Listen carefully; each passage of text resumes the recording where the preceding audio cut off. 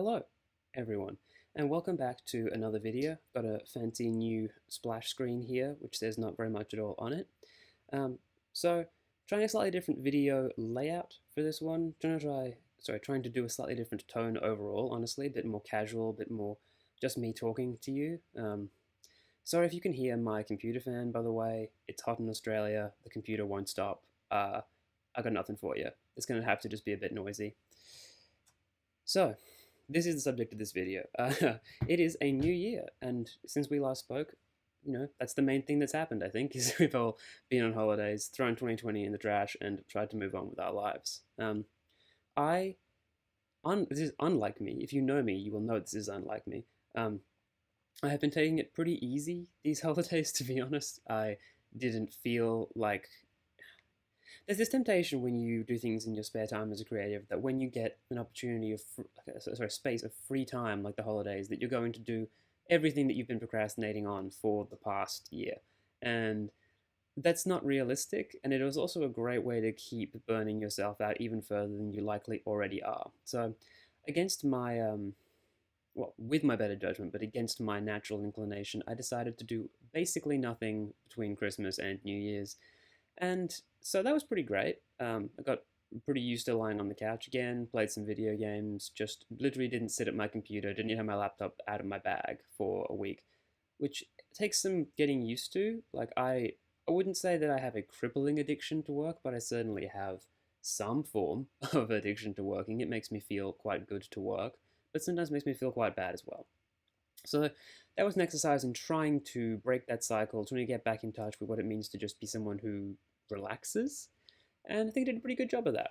But it is nearing the time where I will have to begin doing work again. So I want to talk a bit about my mental state and what we're planning to do with 2PM and just what the whole year might hold for us. So 2PM Studios in 2021. There are three main high-level things I've identified here that we would like to do. These aren't set in stone, but hopefully we will do these because they are pretty, like, if we don't do these, I'm not sure what we will have done this year. I'm not sure we'll be happy with it. So, as you can see, this is getting the Song of the Fae into early access, having more fun, and sharing the journey. So I'm going to talk a bit about each one of these in sequence. First, Song of the Fae, or SoTF, as we call it internally. We had a pretty good year in 2021 with SoTF. I think overall you can't really be displeased with it. It's come a huge way in 1 year. We did miss out on a funding grant. We've been trying to just like refine the ideas and the branding and the marketing to align with what we think about personally, but yeah, we're not there yet. We've had some wins, like the demo has been quite popular. We've accrued quite a following on Twitter about the game now. But we have a lot of actual transformative features that are going to be going in soon, and I'm pretty excited to see how it's going to play after those. It plays completely differently to what it did in 2019, and it's probably going to play completely differently again in a few months. So, still plenty to do. It's going to be playable soon, as in, like, you could have fun playing it, playable.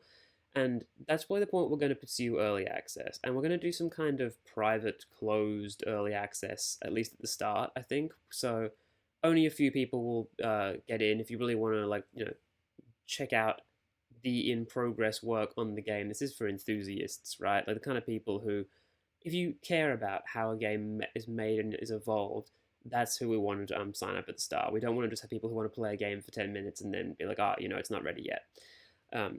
So more to come on that. Probably not that far away. I don't want to give any concrete estimates, but I would say within the first half of the year, we will have some movement on that. Second point, have more fun. So saying no to being serious is what I've written here. It's very easy to turn your part-time, I'm having fun making video games project into your job. And we do this really well at 2PM. We turn it into our job to an extent that constantly amazes me. It's a habit we learned finishing The Thin Silence before we released it. We basically just crunched. Like, I mean, you're crunching in your spare time, so it feels a bit lighter than it would if you were working 100-hour weeks, but just by crunch, I mean, you just get up on the day you're going to work on the game, you sit down at the computer and you're like, I don't want to do it, but I'm doing it, and you just smash it out. So that attitude is great for finishing projects, but it's not really where we want the balance to sit. And we've been talking about how to achieve this and how to get away from it. And we seem to have a problem with this. We're too disciplined about working on games sometimes.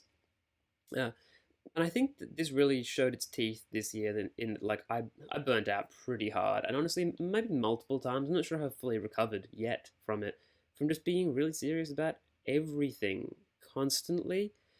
It's too much, and now I just find myself wanting to be in a place where we can do things that are fun for us and not feel guilty about it. So moderation in moderation is what I'm calling that. Like uh, letting ourselves, if I'm going to take one day off to experiment with a cool like visual art project, then that's okay. And you can see on the right here, there's a screenshot of a game we've actually started working on in the past couple of days called In Passing. Um, this falls firmly under the experimentation dot point of what if we just made things that were kind of zero commitment, they're not going to be for money, we're just making them because we're interested and release them. What a crazy idea, right? Like, that's how I started making games. It's just that it feels like everything has to be a commercial project these days. And we're kind of trying to subvert that idea that, like, mini games sounds like it's belittling them, but small games can be good and they are a whole genre of their own. And we'd like to do some stuff in that space because it's been a long time since we did. Quite a few years, really. Uh, the game on the right, I will quickly just mention, is it is your calendar meets chess. So you can select events and you can move them around, and different events of the different colors are basically mapped to different chess pieces. And your goal is to clear your calendar by taking out every event with other events until you have just one event left. So the third one, along with what I just said, is sharing more, more thinking in public, and more of our own personal thoughts and feelings. Sometimes there's this pressure I feel. I don't know if this is even something everyone else feels, but a pressure I feel to put out finished, polished, finalized thoughts and content. So like when you see it on your feed from me, that you go, oh, that's a finished thing, and I'm ready to just like engage with it. I think this is a misstep, and a lot of my apprehension around sharing my thoughts historically has been from a place of insecurity that like I didn't want to be judged for my work in progress thinking. I want to be really clear about when something is shareable and like good enough for me to risk my reputation on it. I think this is kind of stupid now. And to put it bluntly, I think that it's better to just show your own personal investment in your work from the inside like that. Like people appreciate it. Well, I appreciate seeing when other people share their thought process on what they're doing, and especially when they're vulnerable about the difficult parts of their work and when they were unsure. Um, I think there's value in that. I think there's actually maybe more value in that than super technical tutorials about how to do things in game dev. Like there's a million of those on YouTube, but there's not that many people talking about the profound, like motivational roller coaster you go on while working on a game. And the third point on here is like I don't yet know what form anything is going to take, but we are looking to do more community style projects. So I think I might do some live streaming on Twitch after I've moved house at the start of this year. That seems like a fun way to do things, like maybe a 1 or 2 hour, like once every week or so, variety stream where I'm probably not going to stream myself just working on Song of the Fae. I could, but maybe we'll stream playtesting, maybe we'll stream code experiments and things like that. Maybe we'll just do question and answer time sometimes. It's just like, it is very loosely formed. And along with that, we are probably going to get a Patreon together at some point quite soon.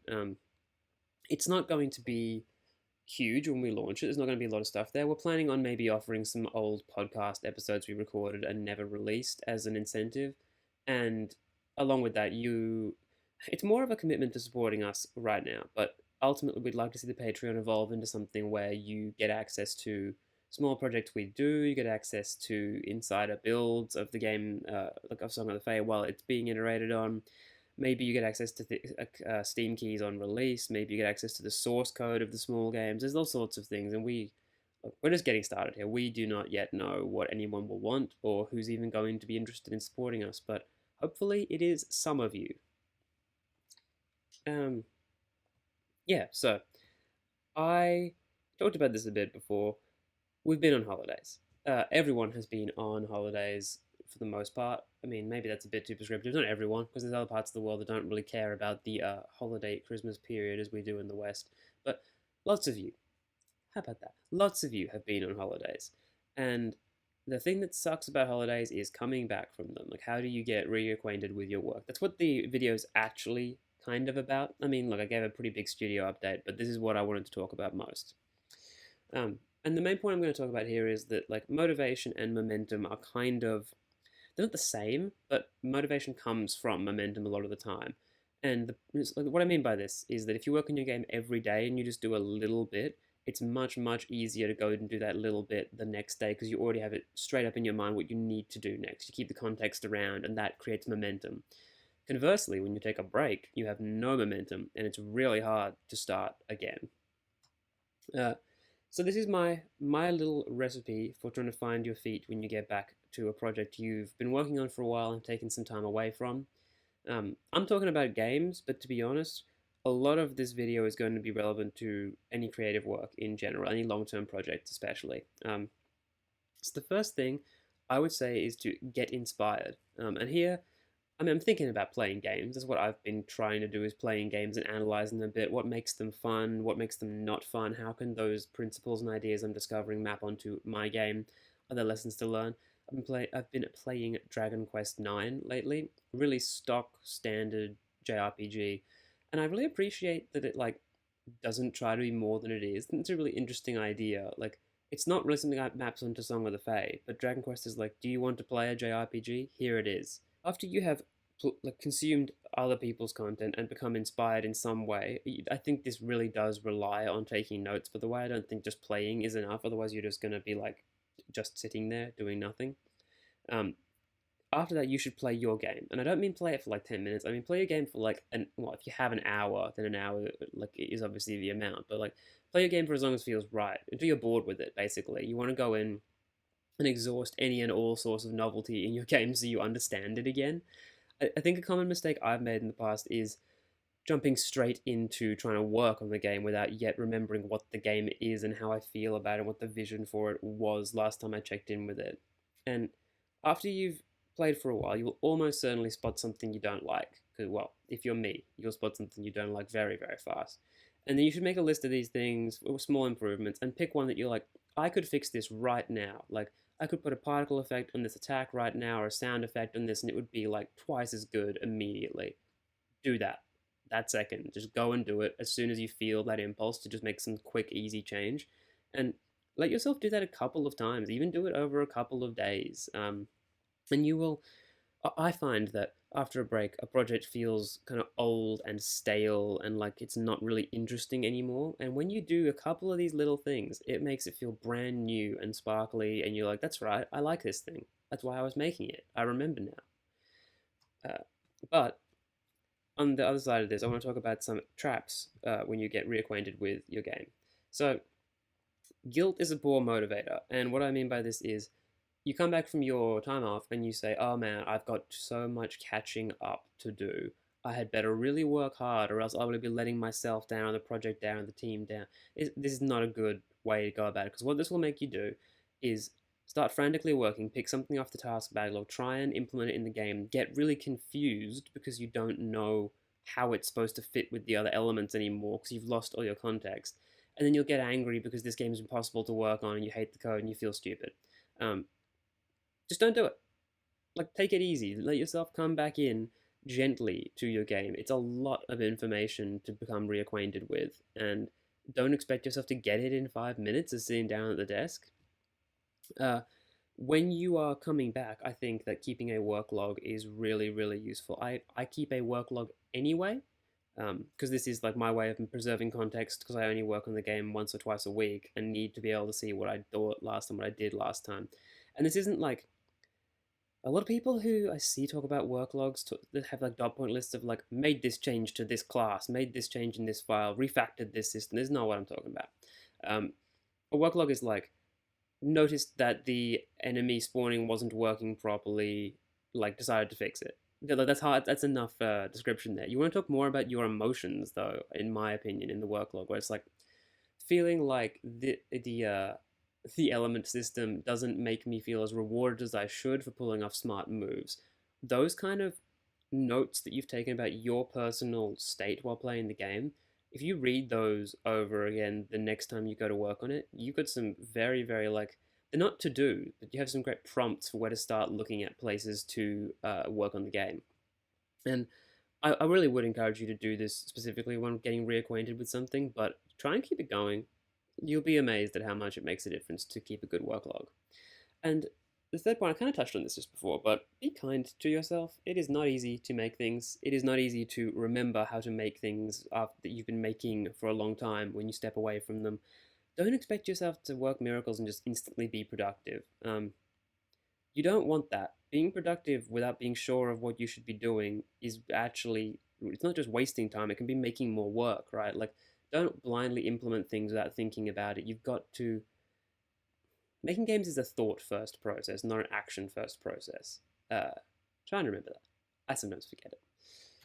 So, in short, I don't even know how long this video is. In 2021, let's make some cool stuff. Let's do it together. I would love to see what people are working on. Please show me things on Twitter if you think that I will like them. And I will try and share more and more of what we're doing across different formats, I think. Videos like this, I don't know. I'm not really sure what I'm going to keep doing here, but I like the idea of these video updates being a bit more focused on how I'm feeling and what I'm thinking about, and a bit less focused on here's a presentation about a particular system in the game. I think I may still do those. I'm really just finding my feet here on doing video content in general. I'm excited about the prospect of trying live streaming. I reckon that could be really fun. Whether anyone will watch it when I'm in Australia, I don't know, but you know, I'll put the VODs up. Hopefully people will find it interesting. I think showing literally how I hit the keys and how I work is, well, I find it really insightful to watch other people do that, so I'm excited about the potential there. So, that's the end. Please like, comment, subscribe. I love all of that. I love all of you. I hope you are having a great 2021 so far. Remember, you can follow and wishlist Song of the Fae at 2pm.studio/SoTF, and you can follow me on Twitter at VivaVolt. Thank you, and I will see you in the next one. Peace.